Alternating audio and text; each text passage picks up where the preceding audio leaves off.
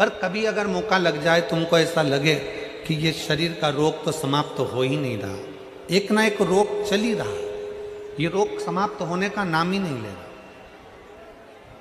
समाप्त ही नहीं हो रहा, ये तो समाप्ति की ओर जा ही नहीं रहा।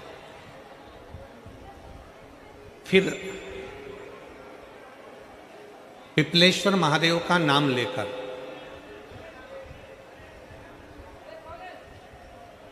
पिपलेश्वर महादेव का नाम लेकर कुछ भी मीठा,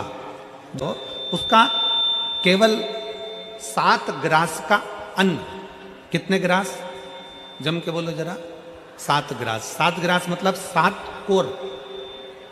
7 ग्रास का अन्न एक पात्र में ले लो। और पिपलेश्वर महादेव का नाम लेकर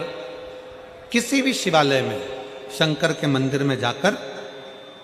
एक बेलपत्र रखकर उस जो प्रसाद तुम बना कर ले गए हो, जो तुम भोग बना कर ले गए हो, उसका स्पर्श कर कर पिपलेश्वर महादेव का नाम लेकर शंकर को उस भोग को रखकर, बेलपत्र रखकर शिवजी को 7 बार एक ही लोटे का जल, केवल एक लोटे का जल 7 बार उत्तर की ओर मुख कर कर दक्षिण में खड़े होकर शंकर के शिवालय पर 7 बार एक ही लोटे का जल 7 बार थोड़ा थोड़ा कर कर उसको गिरा दीजिए, शिव जी के ऊपर चढ़ा दीजिए 7 बार। बाद में जो प्रसाद पर आपने बेलपत्र रखी है, उसी बेलपत्री को उठाकर शंकर के शिवलिंग पर चढ़ा दीजिए। बाबा को प्रणाम करिए, बाबा मेरे शरीर का रोग समाप्त नहीं हो रहा, गोलियां खा रही हूँ, दवाई खा रही हूँ, कुंदकेश्वर महादेव का नाम लेकर दवाइयाँ ले रही हूँ, पर कभी घुटना, कभी कमर, कभी आँख, कभी थायराइड, कभी कुछ, कभी बीपी, कभी शुगर, कुछ ना कुछ चल ही रहा है। बाबा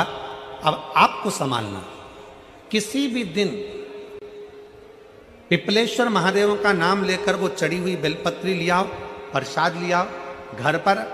आने पर जैसे ही घर के अंदर प्रवेश करो, सबसे पहले बेलपत्री को चबा चबा कर खा लो। फिर वो जो प्रसाद है, उस प्रसाद को 7 गासें थोड़ी थोड़ी देर में 7 बार में उसको खा लेना। बाबा देवाधिदेव महादेव का नाम लेकर, पिपलेश्वर महादेव का नाम लेकर प्रणाम कर कर